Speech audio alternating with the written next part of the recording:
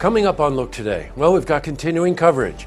The Saratoga Springs Charter review process. Plus, Saratoga Springs City School District does get closer to choosing a new superintendent. More on that coming up.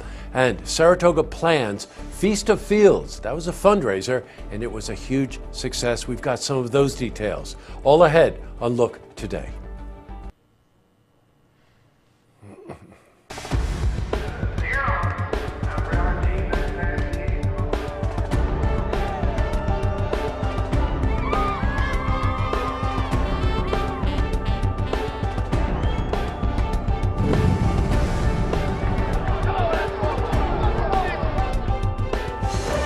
Welcome, everyone. I'm Jay Hood Jackson. This is Look Today.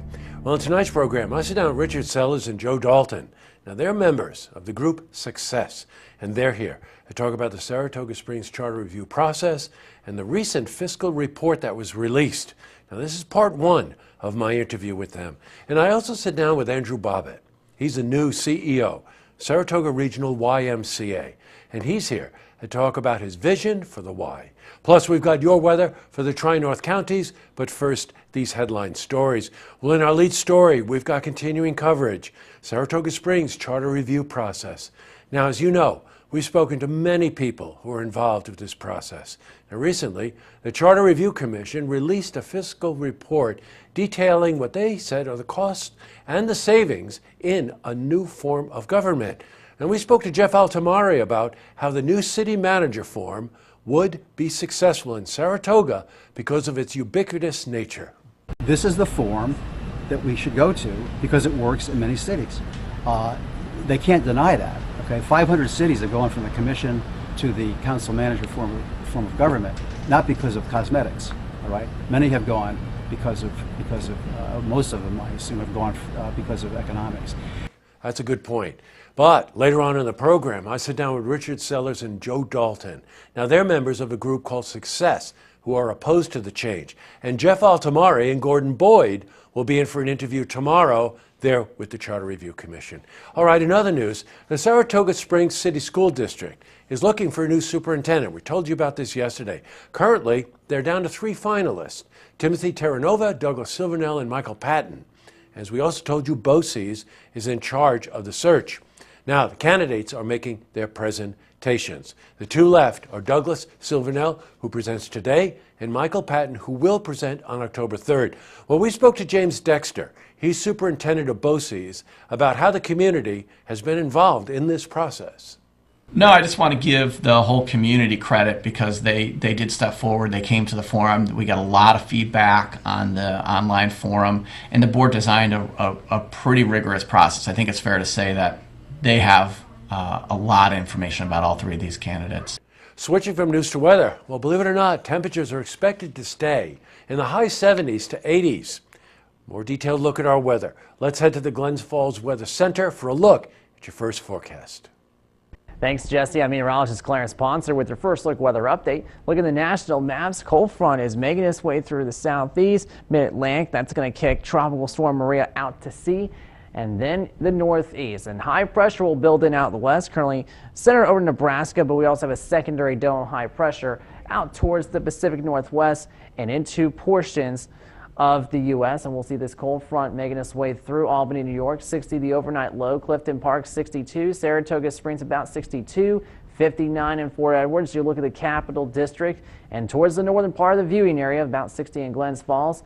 50s as you head up north towards Parsville and Johnsburg. Maybe a few storms, but we'll see clearing skies, partly cloudy with that slight west breeze, and we'll continue to see sunshine for your Thursday. Upper 60s for afternoon highs with that northwest breeze. A mild start under mostly sunny skies, about 61 to 62 through the 8 a.m. hour, and we'll continue to see highs generally in the 60s through the remainder of the week. A little bit cooler, especially behind the front. It will feel more like fall across much of the Capital District. 64 the afternoon high on Friday, 61 the afternoon high on Saturday with that slight chance of showers, possible storms, especially Friday. But then we see a rebound in temperatures, mid to upper 60s by Sunday, lower 70s Monday after cool morning lows in the upper 30s and lower 40s. At least the sun will be out, so get out there and enjoy the nice fall weather. That's a look at the first look weather forecast. I'm meteorologist Clarence Ponser saying I'll send it back to you, Jesse. Thanks, Clarence. Now, I don't know about you, but I would welcome some rain. Back to the news. Well, Saratoga PLAN recently held one of their biggest fundraisers. It's called Feast of Fields, and guess what? It was a huge success.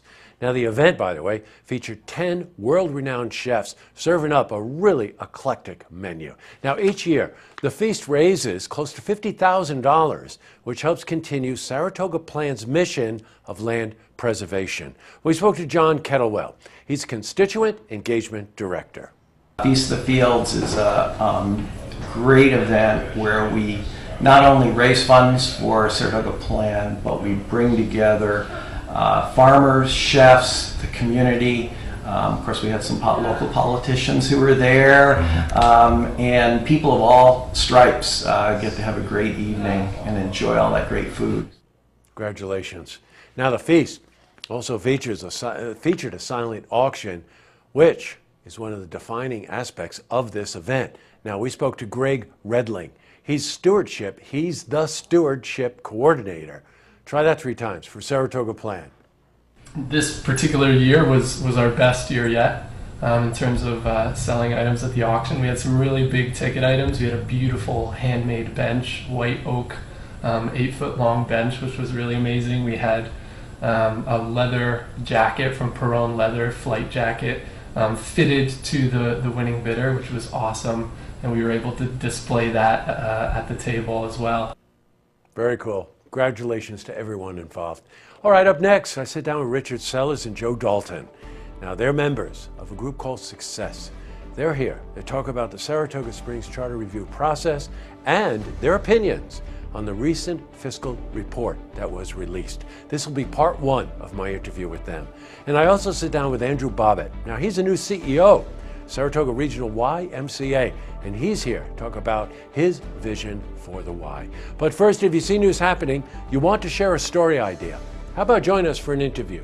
Then give us a call on the hotline. The number is 798-8000. Well, that's all the time we have for this edition of Look Today. Just a couple of quick lookouts. I was talking to a viewer today, and the viewer said one of the interviews we had done was the best 7 minutes on television, period. That's quite a compliment.